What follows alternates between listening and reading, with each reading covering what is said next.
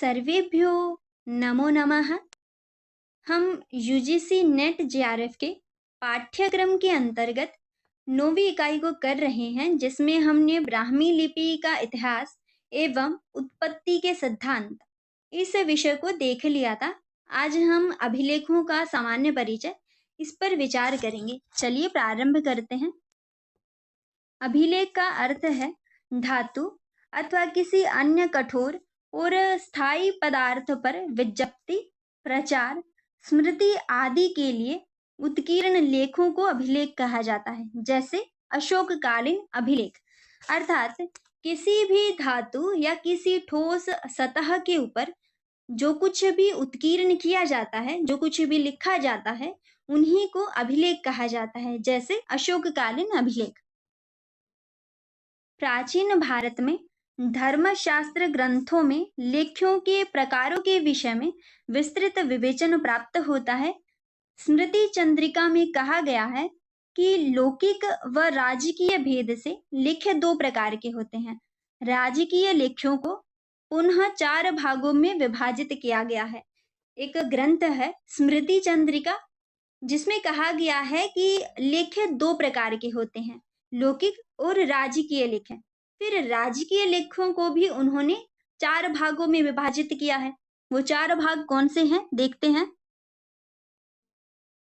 देखिए यहाँ अच्छे से दिया गया है लेख्य, लौकिक लेख्य और राजकीय लेख्य।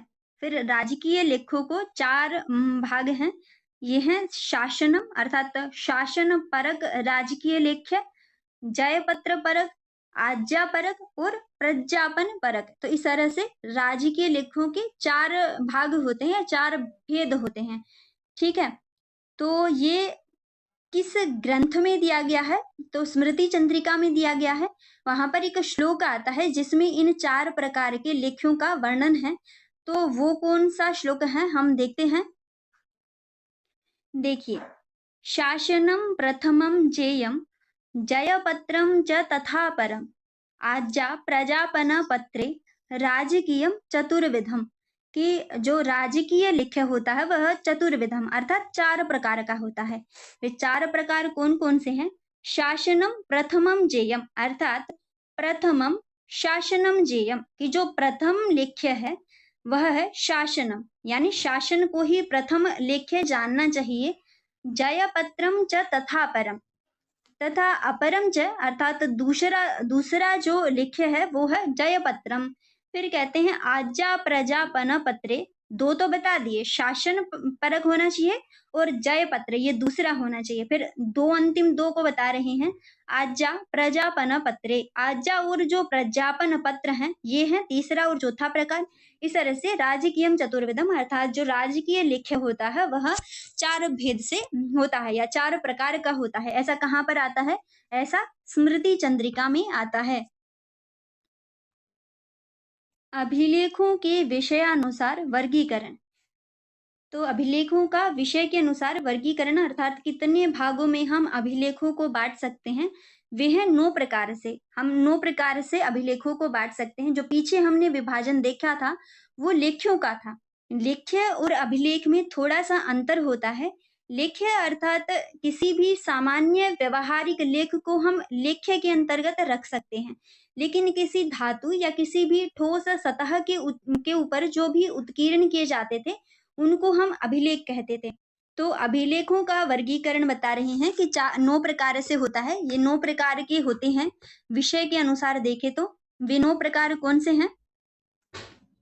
सबसे पहला है व्यापारिक अर्थात व्यापारिक अभिलेख, राजतंत्र या इंद्रजालिक अभिलेख, धार्मिक व शिक्षात्मक अभिलेख, शासन विषयक अभिलेख, प्रशस्ति परक अभिलेख और पूजा या समर्पणात्मक अभिलेख, दान विषयक अभिलेख,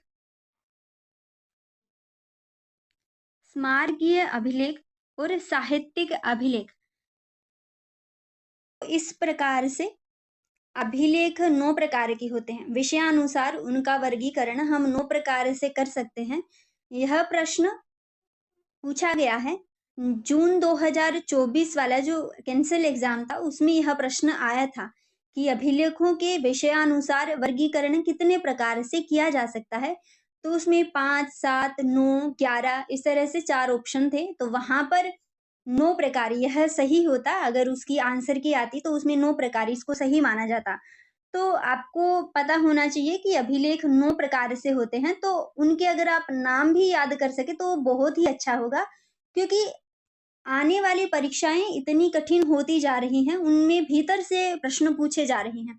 इस वाले एग्जाम में यह पूछा गया है कि अभिलेखों का वर्गीकरण कितने प्रकार से कर सकते हैं। तो हो सकता है अगली परीक्षा में ऐसा पूछ ले कि वे 9 प्रकार कौन-कौन से हैं, कि वो 4 ऑप्शन दे दे जिनमें से 3 अभिलेख के अंतर्गत आते हों और एक ऐसा हो जो अभिलेख का प्रकार न हो। तो वो पूछ सकते हैं कि अतिरिक्त कौन-सा है अभिलेखों के, या फिर ऐसा पूछ सकते हैं कि कितने अभिलेखों के प्रकार के अंतर्गत कौन-कौन से आते हैं। तो इस तरह से ऐसा पूछा जा सकता है। तो आपको पहले से ही तैयार होना चाहिए उसके लिए। फिर अब तो हमने देख लिया कि 9 प्रकार के कौन-कौन से होते हैं। अब हम देखेंगे कि जो 9 प्रकार हैं, उन 9 प्रकारों में कौन-कौन से अभिलेख आते हैं। देखते हैं। व्यापारिक अभिलेख। व्यापारिक अभिलेख अर्थात ऐसे अभिलेख जिनमें व्यापार का वर्णन हो, वो व्यापारिक अभिलेख होते हैं। इसमें आते हैं सिंधु घाटी सभ्यता, मोहनजोदड़ो से प्राप्त मुद्राओं से व्यापारिक या व्यवसाय विषयक संकेत प्राप्त होते हैं। ये जो सिंधु घाटी सभ्यता है, उसमें मोहनजोदड़ो जो नगर है, उस नगर से मुद्राओं, वहां पर जो मुद्राएं थी, उन मुद्राओं से व्यापारिक और व्यवसाय विषयक संकेत प्राप्त होते हैं। यानी ऐसे संकेत वहां पर मिलते हैं जिनसे हमें पता चलता है कि वहां पर व्यापार होता होगा ऐसे। और वो कहाँ से मिलते हैं, तो वहां पर जो मुद्राएं प्राप्त हुई हैं उनसे ऐसा प्राप्त होता है। फिर आते हैं मंदसौर प्रस्तर अभिलेख। मंदसौर प्रस्तर अभिलेख ये भी व्यापार एक अभिलेख आता है। ऐसा पूछा जा सकता है कि मंदसौर प्रस्तर अभिलेख यह किस प्रकार का अभिलेख है, तो यह व्यापारिक अभिलेख है। और इस पर किस प्रकार का व्यापार होता था, तो बताया रेशमी वस्त्रों का व्यापार। इस पर रेशमी वस्त्रों का व्यापार चलता था उस समय, तो उसका वर्णन इस अभिलेख में है।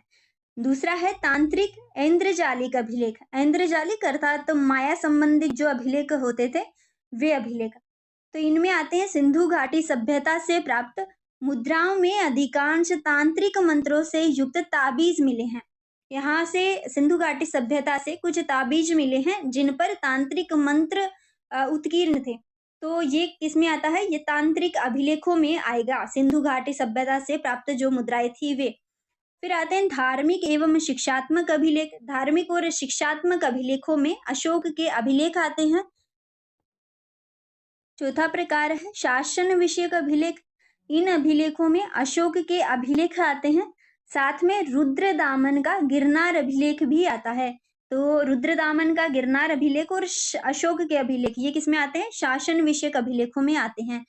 पांचवा है प्रशस्त्यात्मक अभिलेख। ऐसे अभिलेख जिन पर प्रशस्ति वर्णित है या किसी राजा की प्रशंसा इत्यादि में श्लोक उत्कीर्ण है या उनकी प्रशंसा के लिए पंक्तियां उद्धृत हैं, तो इसको हम प्रशस्त्यात्मक अभिलेख की श्रेणी में रखते हैं। इसमें आते हैं चेदी वंशीय कलिंग सम्राट खारवेल का हाथी गुम्फा अभिलेख, समुद्रकालीन एर्ण स्तंभ अभिलेख। तो ये जो लेख हैं ये प्रशस्त्यात्मक अभिलेखों में आते हैं। इसके अलावा रुद्रदामन गिरनार अभिलेख, चंद्र का महरौली लोह स्तंभ अभिलेख और पुलकेशिन द्वितीय का एहोल प्रस्तर अभिलेख, ये अभिलेख प्रशस्त्यात्मक अभिलेखों में आते हैं। फिर देखते हैं अगला प्रकार है समर्पणात्मक अभिलेख। समर्पणात्मक अभिलेखों में हड़प्पा व मोहनजोदड़ो से प्राप्त ताबीज, गुप्त सम्राट चंद्र के महरौली लोह स्तंभ अभिलेख आते हैं। दानात्मक अभिलेखों में अशोक के अभिलेख आते हैं।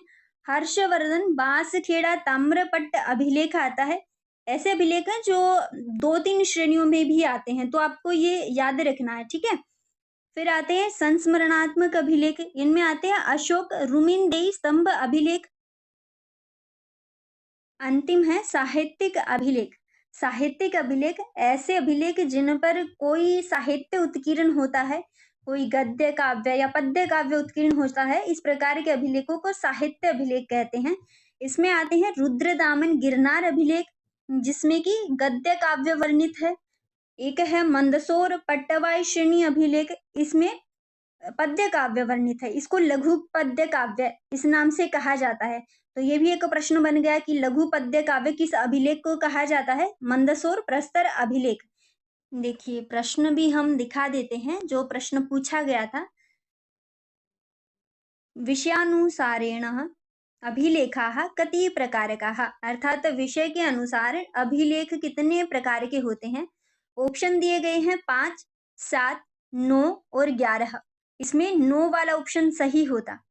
तो अगर इसकी जून 2024 का ये प्रश्न है, अगर इसकी आंसर की आती, ये कैंसिल हो गया था, इसके आंसर की नहीं आई थी, अगर आती तो उसमें यह उत्तर सही माना जाता। तो हो सका तो हम पीछे जो प्रश्न पूछे गए हैं उन प्रश्नों पर भी हम विचार करते हुए चलेंगे। ठीक है जी, नमो नमः, धन्यवाद।